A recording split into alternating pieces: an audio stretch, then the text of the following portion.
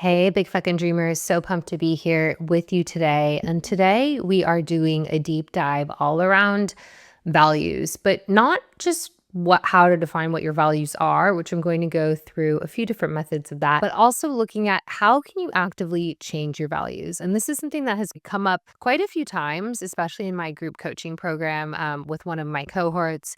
You guys all know who you are. We had this really interesting conversation around, okay, how do you change your values in different seasons of life? So looking in psychology, if we look at, kind of the overall meaning of values and what they are. So values is beliefs about transsituational goals varying in importance that serve as guiding principles in the life of a person or group. And that's from Shalom Schwartz, who was a psychologist who really wrote on the theory of values. And Mark Manson, who I love, who some of you guys might know, he's the author of The Subtle Art of Not Giving a Fuck. And he just did like a 4-hour episode on his new podcast, Solved. It was a deep dive on values. I absolutely frothed on it. He's done so much work, like research on it. So I actually have piggybacked off of a lot of this research in preparation for the episode. Ultimately, when we think about values, we basically think that, okay, this is something that almost like transcends different situations, but usually values, they are something that measure your life against. And values can be like a real determination of if you are living a life that you feel like very fulfilled in, or if you have cognitive dissonance in your values, you might feel like an underlying stress in your life. So, how do we look at, first of all, like what are our core values? And so sometimes what happens here, especially this is, by the way, this is like a whole entire module. We spend weeks on this in life and work transformation. So this isn't something to just kind of go over quickly and glance at. I personally have done a lot of work on really understanding what my values are and also how to proactively change my values, which is what we're speaking about today. So if you want to get an accurate reflection of what your values are, kind of a quick snapshot is looking at where you spend your time and where you spend your money. That is going to give you a great indication, especially where you spend your time. So say, for example, you like this one comes up a lot. We're like health. People like really want a value of health, but when they look at their calendar, they don't work out at all. They are going to bed really late. They are, not food prepping. They're maybe ordering Uber Eats all the time. Skipping workouts. They might even have like a gym membership or multiple gym memberships. They're spending money on the thing that they don't even use. So if you're saying like, I want to be a healthy person, yet your action and you're saying that is one of your values, but then your actions and behaviors don't really match up, that's then going to cause a lot of cognitive dissonance. So with cognitive dissonance, like you are going to feel there's just going to be like a real almost like discomfort in your internal system where you're feeling like, okay, I'm actually not like who I say I am, or I'm not who I say I want to be. And so when that cognitive dissonance happens, kind of one or two things is happening. Let's say you kind of have done your values hierarchy, right? Health is really at the top of my values, and that's a higher value than work, let's say, or that's success or ambition. Yet you spend all of your time working. You spend like nights working, you eat through lunch, like you're always on your phone or emails, like it's the last thing you do when you go to bed. It's the first thing you do when you wake up in the morning, you're checking Teams or you're checking Slack. Now, one or two things are going on. You could either say that you actually value work or you value success or ambition a lot more than you thought you did. So actually that is at the top of your values hierarchy. Or the second is you're actually ignoring or avoiding your true values. So that like health could be one of your true values, but you are ignoring or avoiding it. What I realize is that, I have like constantly said that creativity is a top value of mine, and I truly believe that it is. Yet, if I look at my calendar, I am like creativity for like I paint, I went to school for art, and then I also have like multiple degrees in writing, as you guys know, because we've spoken about it a lot. But I haven't really been spending a lot of time working on my novel. So what that is saying to me, and I've been spending a lot of time on my business. Now, there is kind of like if we look at like a Maslow's hierarchy of needs, especially in the early stages of a business, like I had to be kind of grinding it out in order to make money to support myself. Like, of course, like I have no guaranteed salary or paycheck, all of that. So there's kind of like that need for money and for financial security was of course coming before that value. But then as things really started to stabilize and my income really started to grow with my business, then it was a question of, okay, am I though, like I'm still not spending a lot of time on creativity. What was happening? And I think for me, I was kind of like avoiding or ignoring my true value. So what do you do with that? Let's say here you want to actively change your value. So in a lot of my clients' cases, they like actively want to be more healthy. So how do you go about doing that? Now, the first thing is to think about is like action is actually the way that your values are going to change. So instead of like and your kind of brain, your identity, your neural pathways, they're going to be more activated with action versus just like saying it. So you could say all you want, oh, one of my top values is health. Yet if you don't do anything that's supporting that value, you're going to get like distrust and unease in your system. Versus if you're saying, okay, I'm actively trying to change my value, that means going to the gym 4 times a week. That means drinking 80 ounces of water. That means like getting 10,000 steps a day. And you actively do that, that is how you start changing your value. So also, just like to note as well, this can start to be really uncomfortable because in order to prioritize one value, you are likely going to actively have to deprioritize another value just in the fact that we don't have unlimited time or energy or resources to throw at everything. So for me, for example, it was like, okay, there was been a real consideration this year of really like activating my value of creativity and deprioritizing my value of ambition. Now, if you listen toward to the last episode, which I did a kind of a more personal update where I've been like really looking at my my relationship with success. I've been looking at my identity being like really rooted in my work performance, which I would say has kind of healed over the past few years, but like really this year I like hit a major wall with it. I actively want to deprioritize ambition in my life, which is very fucking scary for me. Like, because so much of my identity has been about being an ambitious person. So for me to say, okay, this is something that, I'm no longer going to like put a lot of my effort toward. And actually, the two values that I have started to prioritize are health and creativity. Now, health, what does that mean? That means like I've upped my workouts more. I'm also getting married in October. So like I've kind of, I want to look like fucking great. So I like have actively prioritized that.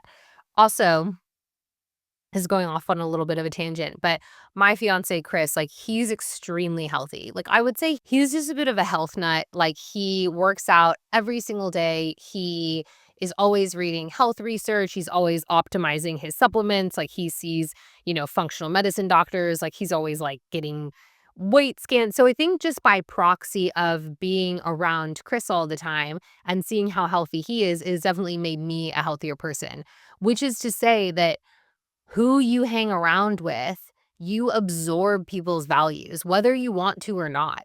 So if you hang around with like, let's say this is quite an extreme example, but I know for me, it was like, okay, getting sober, I actively couldn't hang out with my friends that drank and did drugs on the weekends. Like our values were different. I was trying to change behaviors. Even if I was still sober, I was still like absorbing that value of like partying or, camaraderie in a lot of ways. When you start to want to change your values, almost doing an audit of like, am I around people whose values match mine? I know as well, like when I was going into entrepreneurship, it was a huge kind of push of mine to really make friends with other female entrepreneurs, of people who actually got it, who understood kind of the grind and what it took to be successful at this thing, because I was no longer in tech. Like if I just stayed with all of my friends that were in tech and only invested in those relationships, then there would be almost an inherent sense of FOMO, which I didn't want. So you want to think about like, who are the groups of people that you are engaging with, and what do you think the values are in those type of things? So if we look at in my group coaching program, like typically people's values are like ambition, like people want to be very successful.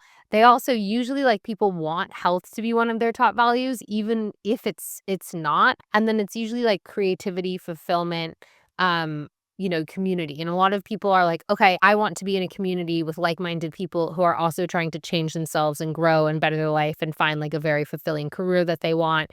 And also like how do you get to almost like your peak performance? Those are the values of people that are in my group coaching program. And then those values kind of seep into each other as well. Going back to how to actively change it. So when I was, over this past week, I was just at a tiny home and I've been thinking about that a lot. It was like off in the bush in the wilderness on like a farm somewhere with a bunch of cows. What was I doing there? So I was very actively saying, it's actually funny how this came about. My sponsor in 12-step recovery, like something that I've been working on is like doing no more courses and certifications. I'm like a little learning addict. That's one of my parts. I love learning. I want to like be, always learning. But there is kind of a part of that, like underlying that. I do think that I don't want to pathologize it necessarily, but it's like, okay, is there a part of me that maybe thinks that I'm not enough? And that's why I keep having, keep wanting to learn more, do more.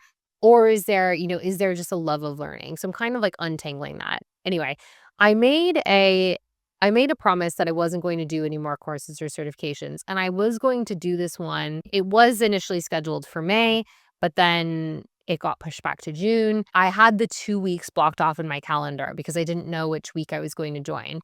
But then I kind of made a commitment to myself of like, okay, I'm not going to be doing any more courses or certifications. So actually, I'm going to spend those weeks working on my novel. And I booked a tiny home. Hopefully, I can book another tiny home in June for that week as well. And so it's actively like I'm sitting there being like, okay, how do I really pump up that value of creativity? And it's investing again, when we go back to what your values are, like investing time, investing money. Well, here's the thing of, okay, I actively want to invest both time and money into this thing so that I can get the time and space to work on my novel.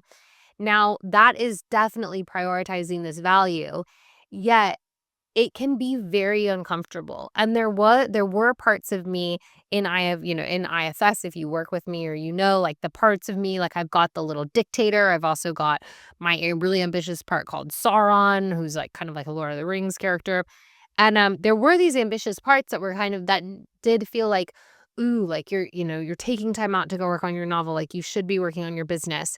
So that's not to say that changing your values isn't necessarily going to be uncomfortable, because it can be really uncomfortable. Like especially if we think about, let's say you go from, being an entrepreneur or being in sales or working in a corporate environment, and then all of a sudden you have a child. Now your whole life has to get reconfigured, and family just as like necessity, for your child. You have a young child, you have a baby.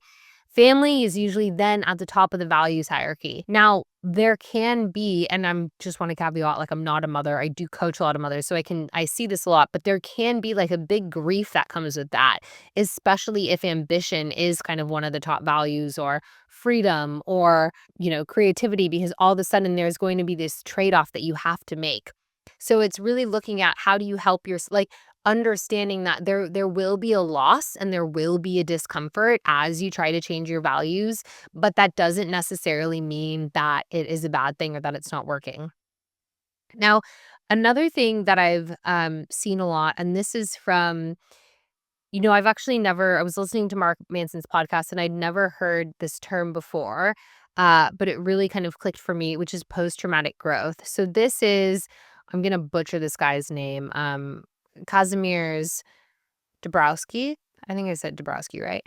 So he's a Polish psychologist, lived through the 20th century, think I think World War II. And he kind of basically said that, tragedy can really reconfigure what's important in your life. So you can go through a moment, and when we think about changing values, you can go through a moment like an illness, or even, some sort of traumatic event or a death in the family, and then almost utilize that to say, I now like have a values reconfiguration and I know what's important.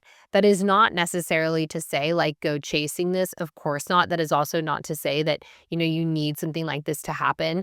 But it is, and I've seen this, I've coached a lot of people like through illness, post illness, and I have seen there's a real reconfiguration of, okay, what matters in my life? What do I care about? And I know for me, especially going through like a PTSD recovery, after I kind of came out the other side of it, and even like coming out of burnout rehabilitation, so I was kind of going through PTSD and burnout rehabilitation at the same time. It was like, ugh, it was a really fun year.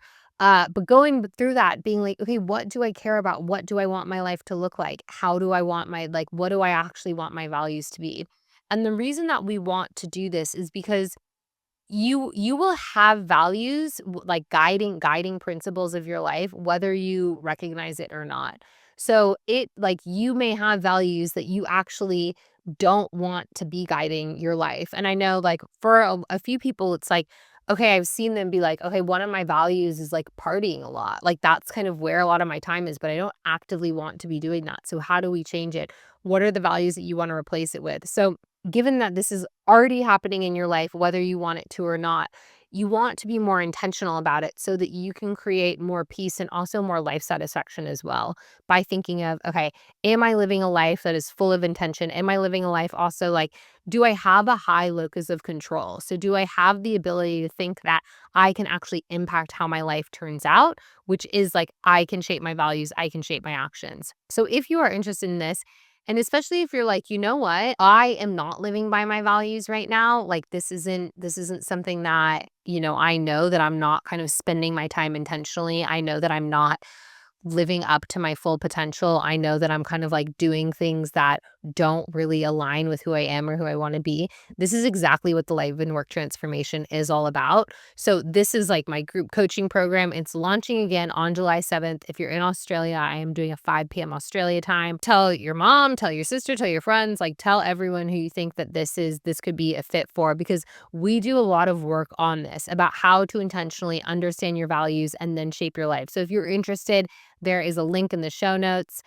Book in a call with me. I'd love to have a chat with you about it. There's a lot of work on this, a lot of work on how to actually live and shape your values. And I will say, like, I am kind of going through a values reconfiguration myself right now of being like, what matters to me at this stage, and how am I okay with letting some of these things go? And sometimes it is hard and it is difficult, but it's really worth it because then you can shape a life that you actually want. With that, my big fucking dreamers, I will leave you here. Leave a comment if you're watching on YouTube, leave a comment if you're watching on Spotify. Also, I would love it if you shared the show. So, a lot of people like DM me or email me or text me and they're like, I really love this podcast. If you are one of those, do me a fucking solid and share this either to LinkedIn or to Instagram. Tag me in it. I would love to grow this show so I can like keep doing it and continue doing it.